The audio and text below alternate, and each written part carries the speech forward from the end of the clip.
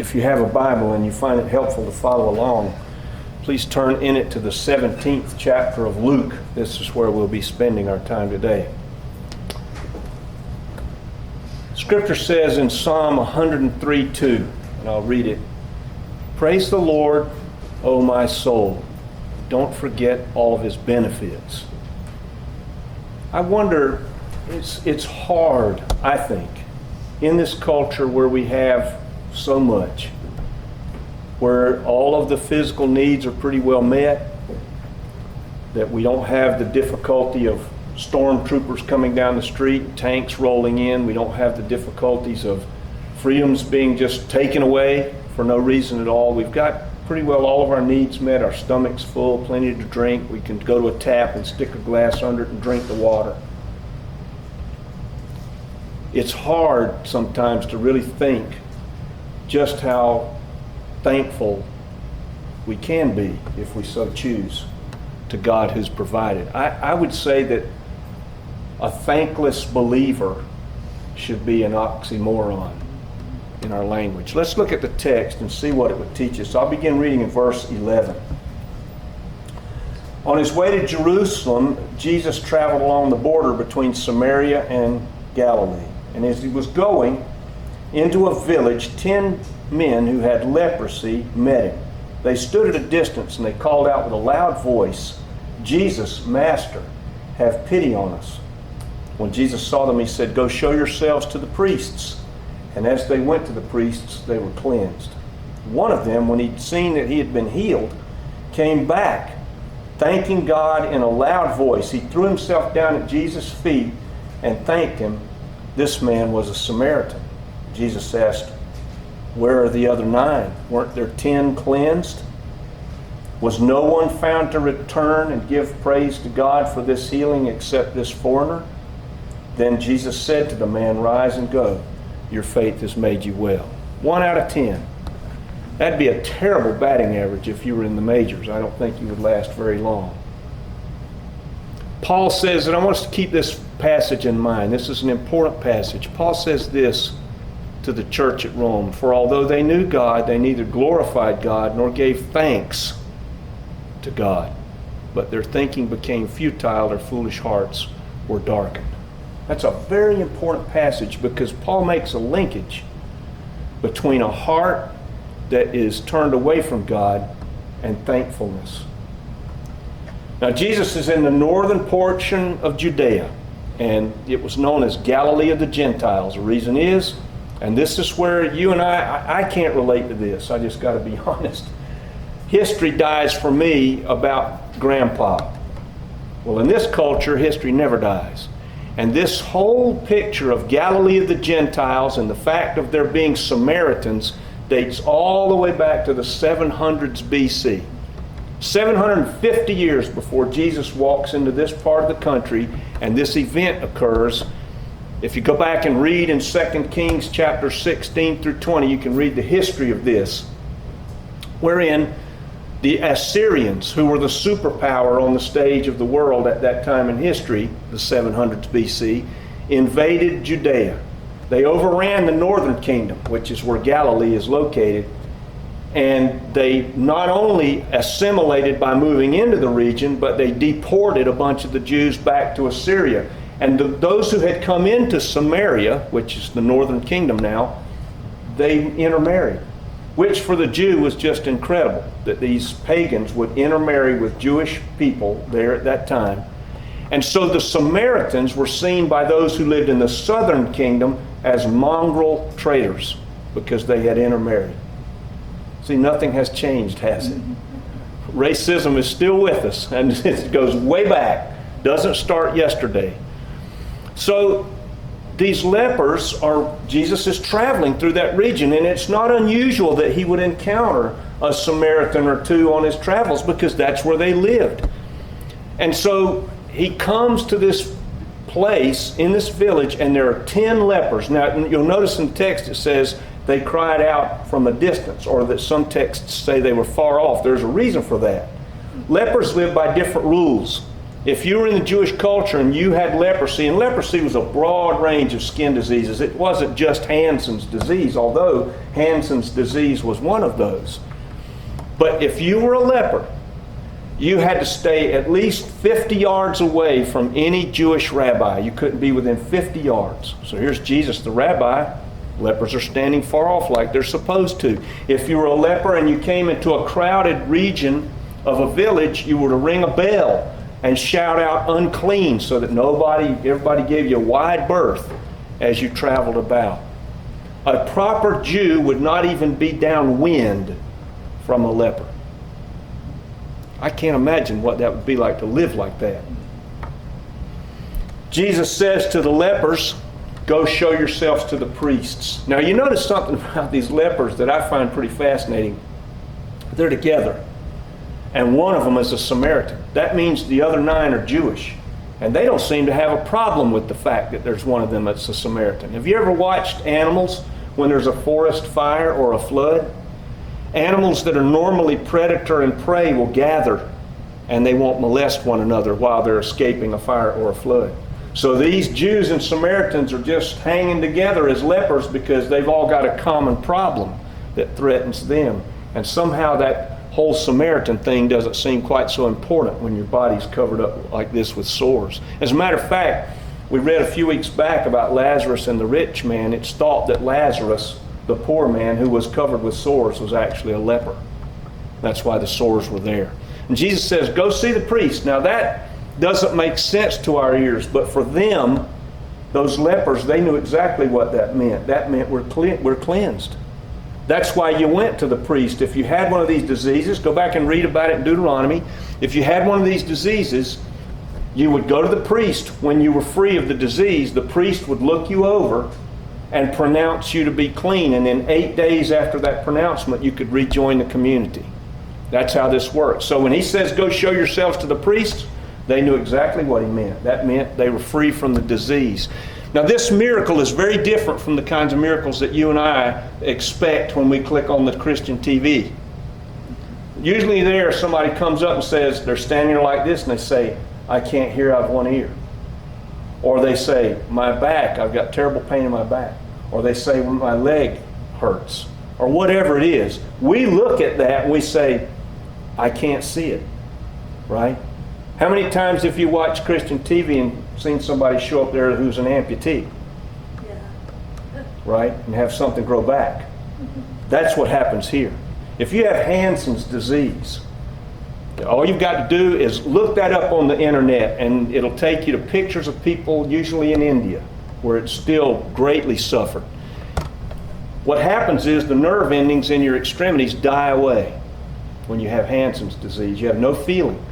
And pretty soon you start injuring those extremities. And then they become infected. And so literally your body starts to rot from the outside in toward your trunk. You'll see people with Hansen's disease. They have no fingers, no toes, no eyebrows, no lips, no nose. Their ears are gone. Stuff just starts to rot away because there's no feeling whatsoever. And so you get an infection, and that's what happens. Imagine this miracle where you've got people like that, and Jesus says, you're clean, and all of a sudden all that stuff just grows back. People didn't have any questions about when Jesus did something. He did things, people could see it. I look at our culture today, and what I want to focus upon today is the fact of this one Samaritan who came back and thanked Jesus for what had happened. Where were the other 9? Now, I have some sympathy for these other 9. I mean, after all, Jesus did say, go show yourselves to the priest, right? So they were just following the instructions that they were given. But one of them came back, was so overcome with thankfulness that he came back to Jesus. We live in a time, and I mentioned it in the prayer time. I know of 4. Is that 4? Yeah. 4. I don't count on my fingers anymore, so I'm never really sure. But I know of 4 people under 21 right now who are struggling with being psychologically depressed. One of them I know right now who has the world by the tail, literally. Fine income, married, everything going well, a company that's going to pay them to go get a master's degree so they can pay them more. And they are intensely depressed right now. What is going on in our culture? That young people at that age are just utterly crushed by the weight of the world. I don't understand it. But is it possible to be absolute? This is a question. I just plant this for you all to think about yourselves. Is it possible to be depressed like that and truly be thankful? I wonder about that. Is it possible to be really thankful for just the simple elements of living and yet be that depressed by the world or the circumstances at the same time? I don't know that it is. So the question for us is, how do we cultivate a thankful heart? It seems like it's kind of important somehow to us as human beings.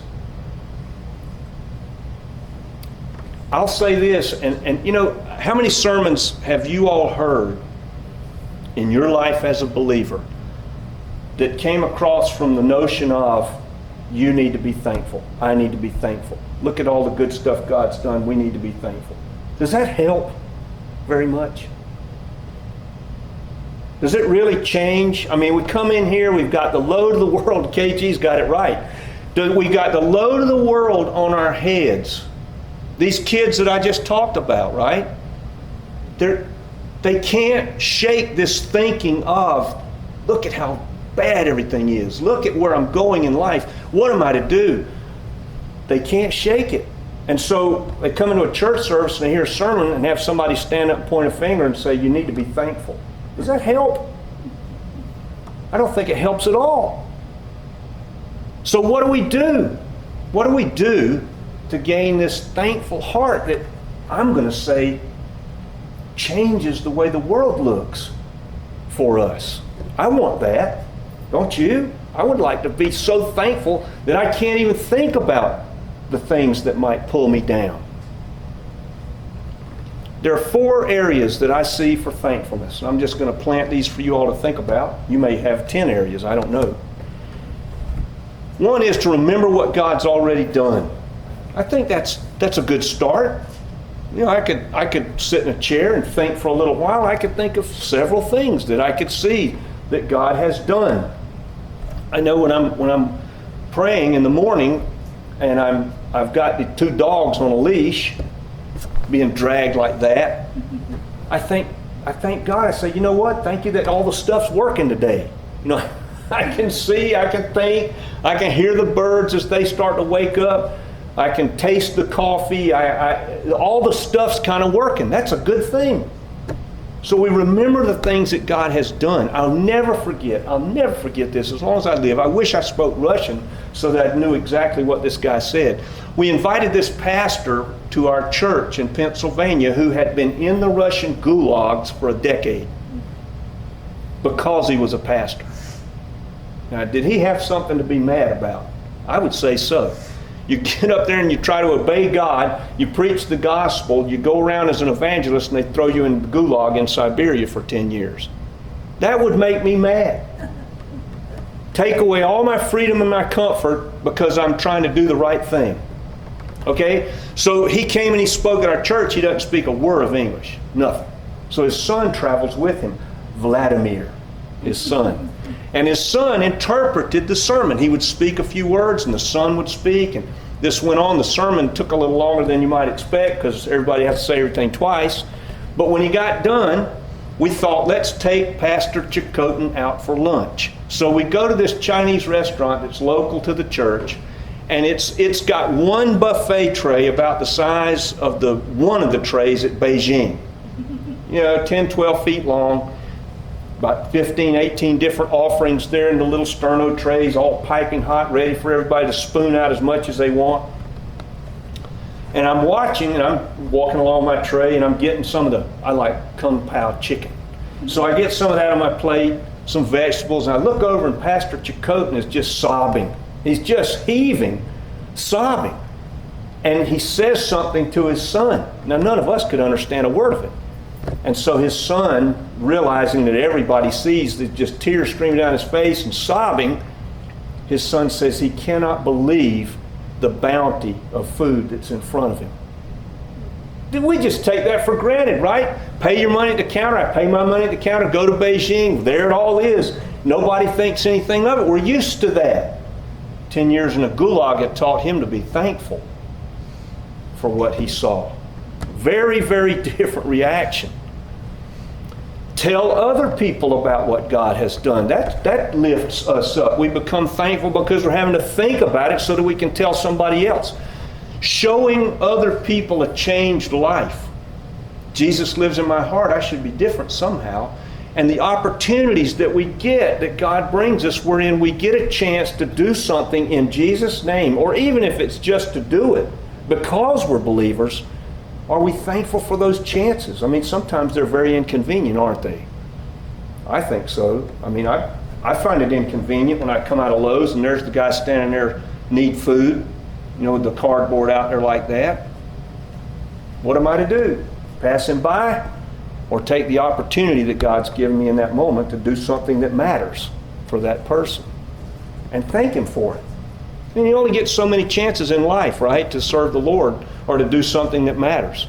Offering ourselves to others in terms of time, resources, and effort. Stop and think about what it means if somebody wants your time. Even if it's a friendly thing, like you'd really like to spend the time. When we say that phrase, I am spending time, that is the most literal thing you and I can say about our life. Because it's absolutely true. You got birth, and we got death, and what's in between gets spent. We don't save time, we don't make time, we don't gain time, time goes away. So if you and I choose to invest that fixed commodity in somebody else, what a gift to that is. What a gift to them that is, to take that time that we could be doing something personal for ourselves and spend it on somebody else's life. And when we do that, it makes us thankful. So there are ways to become thankful and to cultivate this thankful heart. But something, I want to make a note about that time thing. We say that spent time, but this is one of the best things to me about being a follower of Jesus.